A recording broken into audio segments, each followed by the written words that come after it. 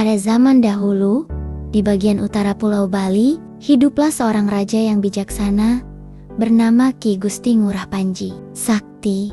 Raja ini adalah penguasa kerajaan Panji Sakti yang kemudian dikenal sebagai Kerajaan Buleleng. Ia dikenal sebagai raja yang sangat peduli pada rakyatnya, pemberani, serta memiliki kekuatan gaib. Kerajaan Buleleng kala itu hanyalah sebuah desa kecil. Namun berkat kebijaksanaan dan keberanian sang raja, desa itu perlahan berkembang menjadi kerajaan besar dan makmur. Konon, Panji Sakti memiliki sebuah keris sakti bernama Ki Baru Semang. Keris ini diyakini memiliki kekuatan luar biasa dan dapat mengusir segala bentuk kejahatan yang hendak menghancurkan wilayah Buleleng. Dengan keris ini pula, Panji Sakti memenangkan banyak peperangan melawan kerajaan-kerajaan lain yang mencoba menyerang Buleleng. Nama Buleleng sendiri diambil dari kata bule, yang berarti terbungkus atau dilindungi, dan leng, yang berarti lurus. Dalam konteks ini,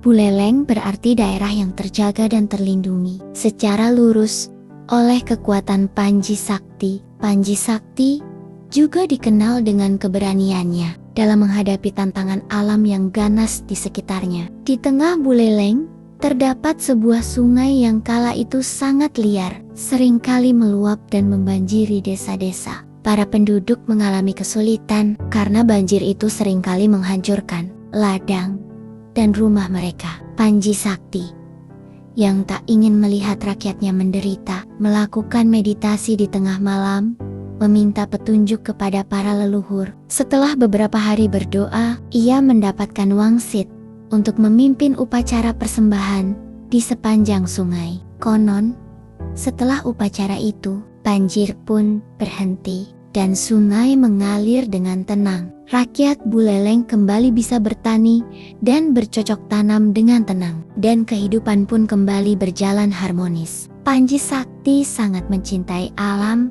dan berusaha untuk tidak merusaknya. Ia mengajarkan kepada rakyatnya tentang pentingnya menjaga keseimbangan alam. Aturan-aturan ditetapkan agar rakyat tidak merusak hutan atau sungai sembarangan. Dan setiap kali ada pembangunan, selalu ada upacara adat untuk meminta izin kepada alam. Buleleng menjadi makmur dengan hasil panen yang melimpah karena tanahnya subur dan air sungainya selalu mengalir deras. Keberadaan Gunung Batu Karu yang menjulang di sebelah barat, Buleleng juga dianggap sebagai penjaga kerajaan dari segala bencana. Namun, ketenangan Buleleng tidak bertahan lama.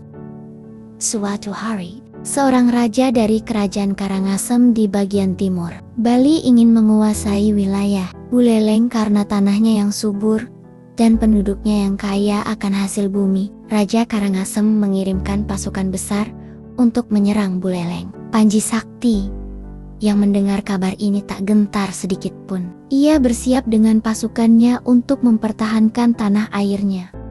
Perang besar pun terjadi. Kedua kerajaan bertempur sengit di medan laga. Pasukan Panji Sakti yang terlatih dengan baik berhasil menahan serangan demi serangan dari pasukan Karangasem dengan keris Ki Baru Semang di tangannya.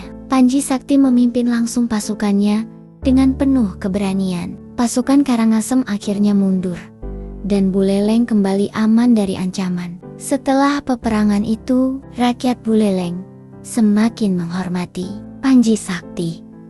Ia dianggap sebagai sosok pemimpin yang membawa keadilan, kedamaian, dan kemakmuran bagi Buleleng. Panji Sakti pun terus membangun dan memperkuat kerajaan, menjadikannya salah satu wilayah terkuat di Bali pada masanya. Rakyat Buleleng hidup makmur dan damai, serta selalu mengenang jasa-jasa Panji Sakti yang berhasil melindungi dan membesarkan kerajaan mereka. Seiring waktu, nama Panji Sakti dikenal luas di seluruh Bali sebagai raja yang sakti dan bijaksana. Setelah wafat, dia dihormati sebagai leluhur dan dikenang melalui upacara adat yang hingga kini masih dilaksanakan di Buleleng. Warisan kebijaksanaan dan keberanian Panji. Sakti tetap hidup dalam budaya dan adat Buleleng yang mengajarkan pentingnya menjaga alam